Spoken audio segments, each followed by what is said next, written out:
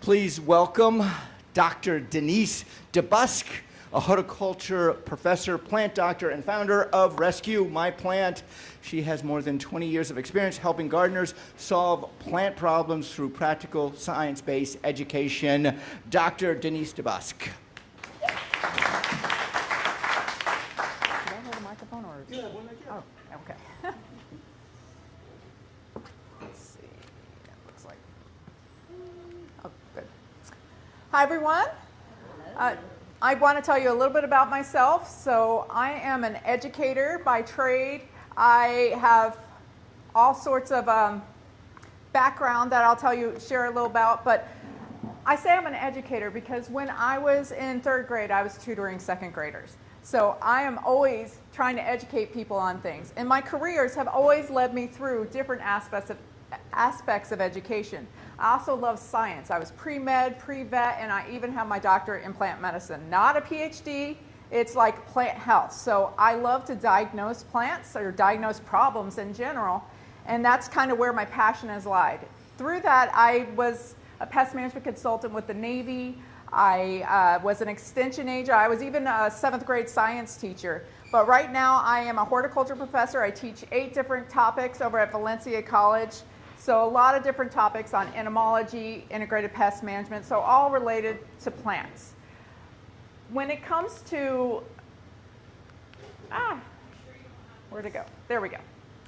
So when as an educator, I started getting into online teaching, and during COVID, I really had to get into online teaching. I do really great in person, but they wanted me to teach online as well. People learn really well with all the hands-on stuff, but I want people to learn through the online environment as well. So I got really good with creating presentations and even trying to do things that are hands-on that people see. So during COVID, I had no problem going online. I actually really enjoyed going online and trying to figure out how can I make the environment from the classroom more in person. So when I was an extension agent, I was teaching gardening to homeowners. A lot of the master gardeners that I would teach, when they were interviewing, or those that didn't make it, they said, I wish I just had a class that I could do, not have to do the volunteer hours. So that was my thought with Rescue My Plant. They always learning that science that behind how to grow plants, and that's why they came for the class. But they didn't want to have to do the volunteer hours. Maybe they didn't have the time, maybe they were working. So I created Rescue My Plant. With homeowners, they want to get immediate solutions. And a lot of times they stick a Band-Aid on things by just trying to fix their plant based off of whatever someone says. So this is a gardening post that I recently got from a gardening group, and it has a picture of a tomato plant with yellowing or with black spots. This is actually early blight. I can tell that immediately. But they had 133 responses with all sorts of things. Nutrition, watering. Sometimes they say insects. So that's part of the problem, is that you get all these different answers. Because gardeners try everything, they don't always know all the answers themselves. So they get a lot of things that's just noise. But a lot of times they will waste money on products that they don't need to try to fix their problem. And that will lead to people, I hear it all the time, saying, I have a black thumb. People thinking they have a black thumb. Well, when I started my doctorate, I killed every plant that I had. I did not have a green thumb. It took me 3 years of my doctorate program to figure out what I needed for my plants that I was killing. You want to know the secret on growing plants? Yes. For me, it was watering. I wasn't watering them enough. It could be lots of different things, but having a healthy plant is the best way to do it. But there's lots of factors that go into it. And people like to just spray things. But if you learn the science a little more, you'll find out more of how to grow the plant and how to keep it from being a problem.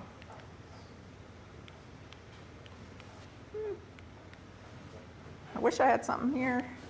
Am I doing the wrong one? The middle one. Yeah, I'm doing that. Slower.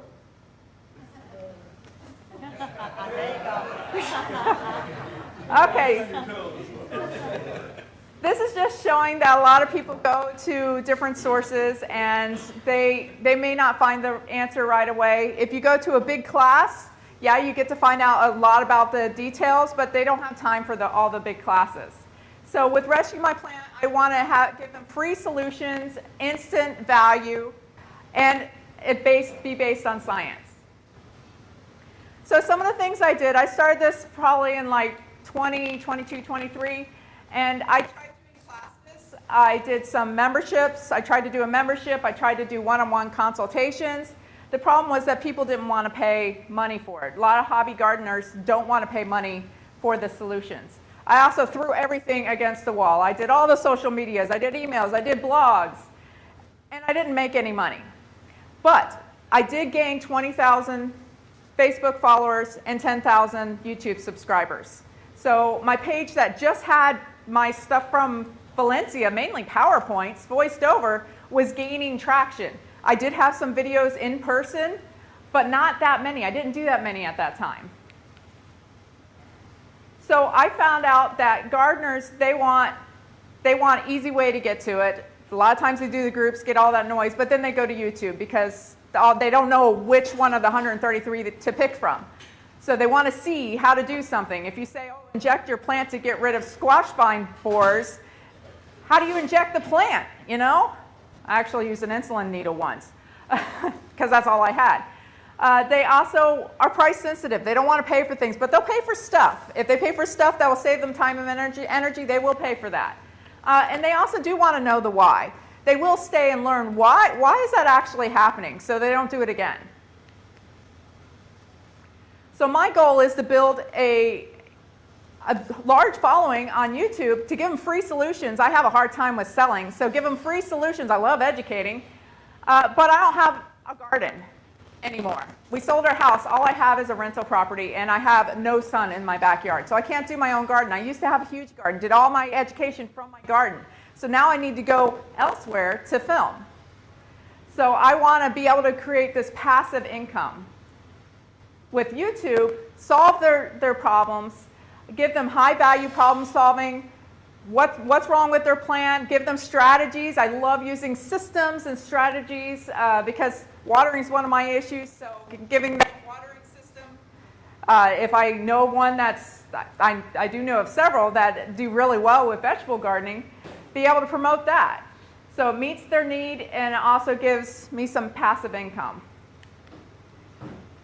Just to give you an example of one video I did that I took a look at recently is I did a video on cutworms, and it's 4 minutes, just me in the garden showing why you can't find the cutworms when you look during the day. I had to dig around for it, and how to solve the problem, which I sprayed some BT, which is a bacteria, on it. That video has almost 14,000 views. That might not be a huge amount, but for me it was. It made me $75. And I just recently changed the words on there because it was just a very little description, and the price or the amount I was getting jumped. Just with that, just changing the words. I didn't change anything else. I have tons of videos on there. All I have to do is change the words and change the thumbnails, and it could increase just that way. But I want to increase, many-fold. But this showed me in the garden doing things solution-based is what worked for the audience. So I have some ideas of topics, and this is where I'm really coming from is what ideas should I do? I have so many things going through my brain. So I had 5 ideas here, and I might try all of them and see which one sticks. But plant ER, where you have people submit their problems, and then I talk through them kind of like an ER program where you're jumping from thing to thing, and your patient is a plant, not a person. And then you walk through the science and then give the solutions. So a plant ER, I've never seen something like that done. IPM toolbox, that's integrated pest management. So what are some of the tools you can use? What are the top 10 cover crops you can use in the summer to reduce nematodes, something like that. Science Simplify, why is pH so important for your plants? Field notes, going to commercial growers or going to nurseries or getting techniques.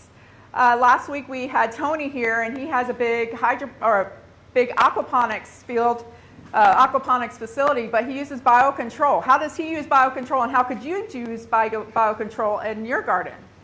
And garden rounds going on site. I went over to Lee's house, and we did some video over there of her garden, So going on site, talking through things, talking through the science, what are things that can be done to improve at a person's house. So those are some of the ideas I have.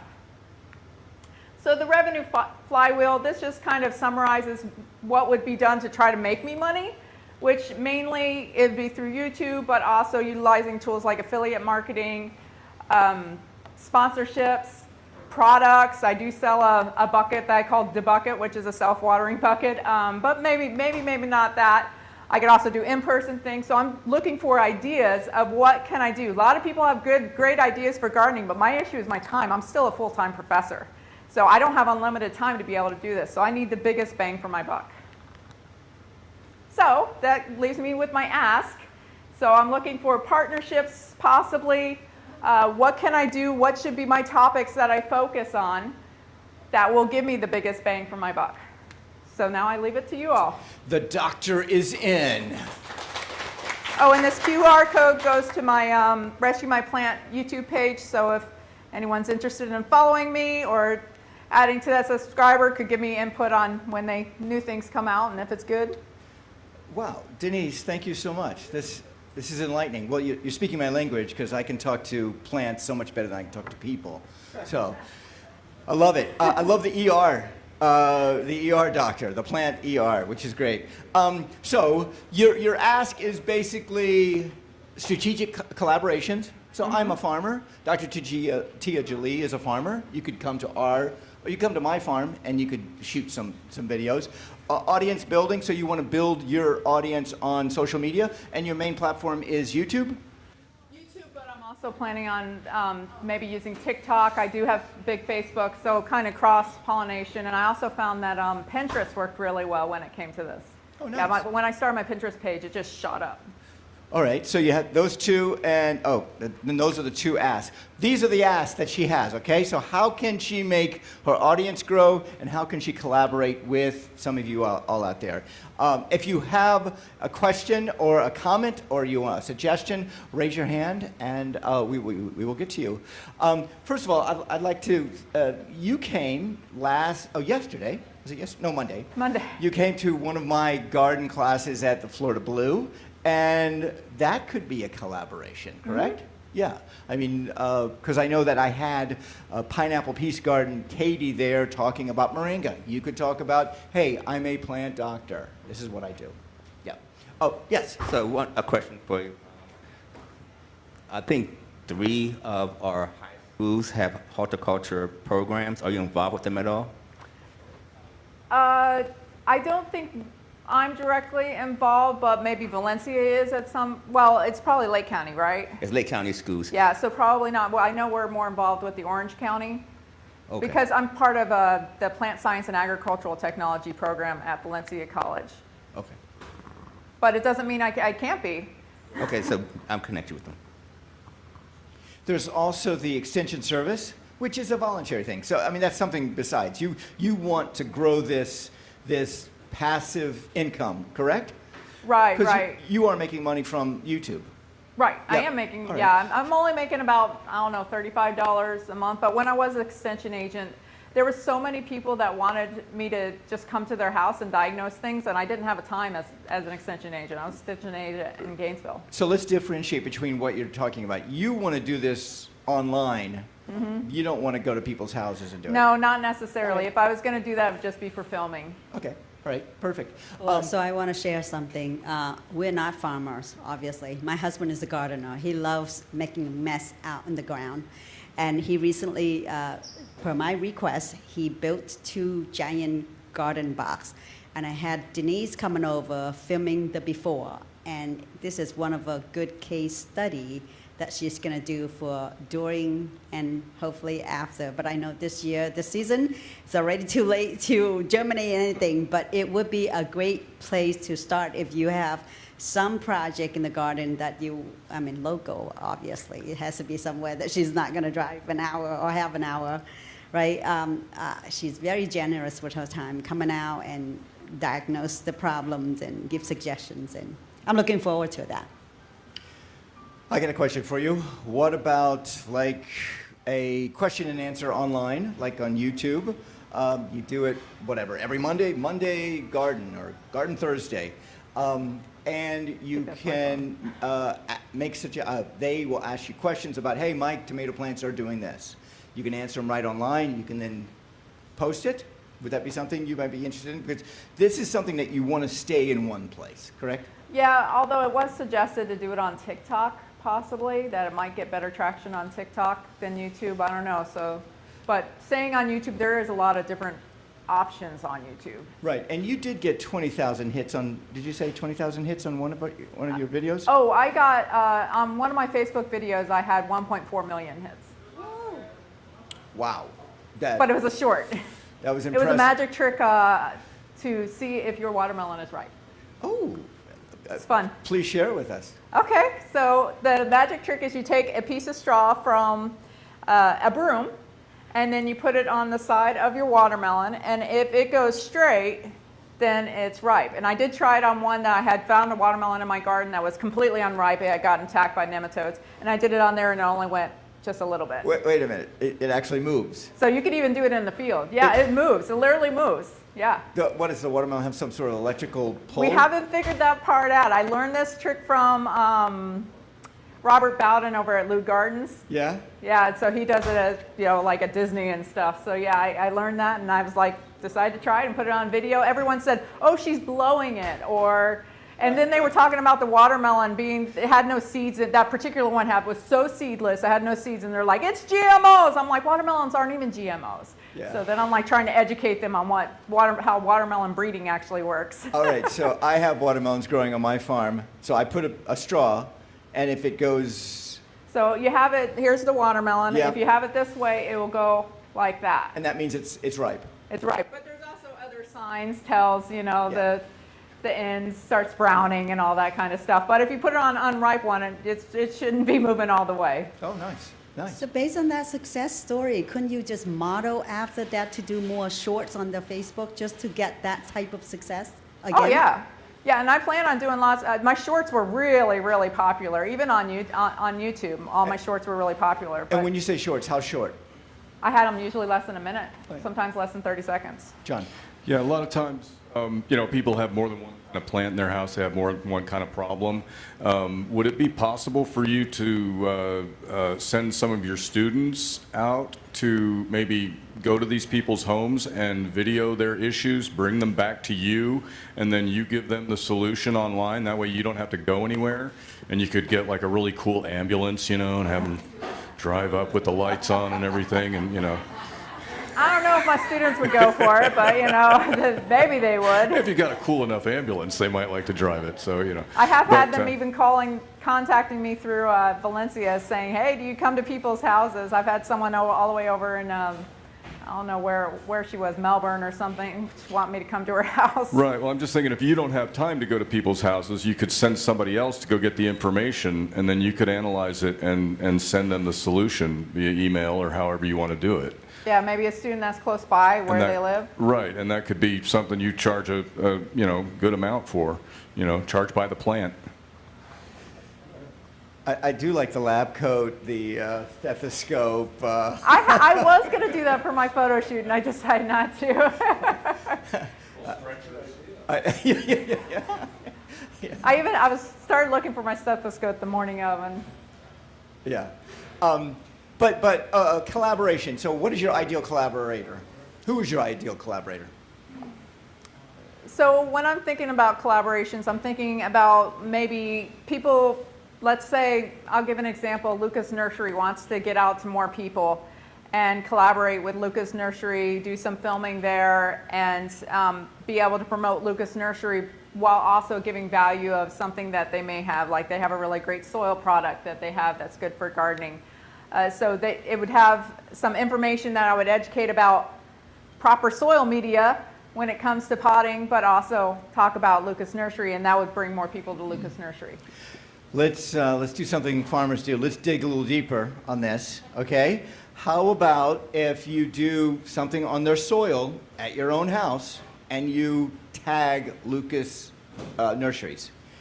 That way you get in their spotlight and they may reach out to you and go, hey, listen, do you want to come to the nursery?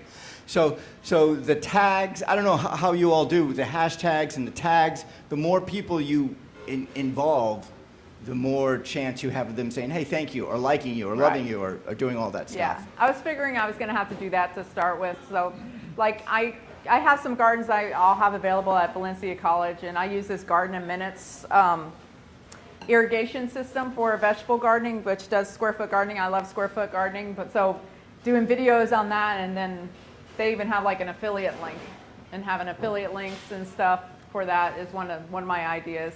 But even tagging products that I commonly use, certain natural pesticides and stuff, I can have those as Amazon products. So those are different things for passive income. But for companies, yeah, I could do that as well. Right. And Tia Julie. You can keep going. So first of all, thank you, Denise. I think you're wonderful, and I appreciate you being an educator. I think it's valuable. The thing is, there's an aspect of being an educator that is rewarding in an esoteric sense, but there's also a part of it that you need to monetize. So really what we're doing is bridging a gap between taking your skill sets and transferring it. And there's really only three ways you can create leverage. One way is to leverage money, which is not a factor here. You can leverage time, or you can leverage collaborations, which is a derivative of time. The idea of doing things that benefit more than one person is of interest, because what you're going to do with the affiliate type of program is you want to build content that is relevant to a lot of users, and you're doing that with these shorts, but those shorts don't have a call to action. So because they don't have a call to action, there's no follow-on to monetize. So what I would say is this: you're doing a lot of the right things, like individually. If we string those together, what it looks like is this: you can do these cross collaborations, like you could do something with Lucas or any local venue. That purpose of that is to create the content itself. The question is, how do you monetize that? And that's going to become with affiliate programs primarily, but you have to have a distinct call to action. So before you even get together with the collaboration, I would encourage you to say, what's my desired outcome for them, and what's the desired outcome for me? And we could talk that through. I should share, we do have people like Paul Kroll. Most of us in permaculture know Paul. He's got a biochar facility on my property. Biochar is a big deal, and anytime he does like a biochar burn, he pulls a crowd. So if you can just get like your top 3 or 4 things that are super interesting to people, and start to build a local following, like make the main thing, then you can have tangential income sources from there. But I would say just find your go-to thing that you're going to do and focus on that. That might help you. So, Dr. Teasley did say a couple of things. Call to action at the end. Is your plant dying? Is your tomato dying? Is your watermelon dwarf? Whatever. Contact me. Reach out to me. I'm the plant doctor. Whatever jingle you have, that's something you can do. But Dr. Teasley is correct in doing that. TikTok. I do TikTok. TikTok. I do quite well on TikTok. So. The algorithms are a little bit different, and you might get a younger audience. However, how many here are on TikTok? How many here are on TikTok? 1, 2, 3, 4, 5. Maybe half of you. All right, good. The younger ones are here. Yeah. But that I would go with TikTok.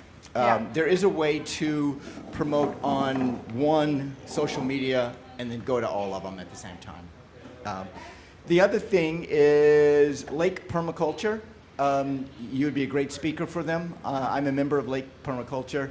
Paul Krul, who is the head of it. Yeah, I have his card. Perfect. Yeah. All right. He's asked me to speak. I just need to reach back out to him. Yeah, you'd be a great speaker by listening to you do this. And then the other thing is audience building. How do you build your audience? Connect to other online. Anybody else have any questions or comments? Oh, Terry. I've got a comment. I wanted to know, would you go home with me after this and hang out? Because you're kind of cute. I just wanted to say good job, babe. Yeah. Yes, that's my husband. Terry, he's a cruise planner. So our contact information is there. We can follow you on all your social platforms, correct? Yes. Scan to connect. I'm going to do that right now, in fact. And we'd like to finish with one question, and that is, as a community, what can we do to help you as a community? Because we want you back in 6 months. I think mainly encourage me on when it comes to how to monetize, like with those suggestions, keep me accountable because as a community, because with my time, a lot of other things become the priority, my daughter, my professor business.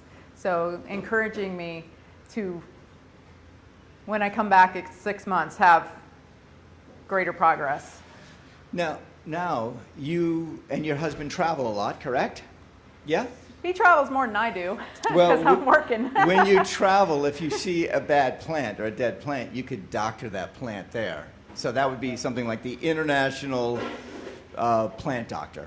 So, Yeah, anyway. I do a lot of video when it comes to that. I'm always focused on the plants. Good. Dr. Denise DeBusk, everyone. Thank you.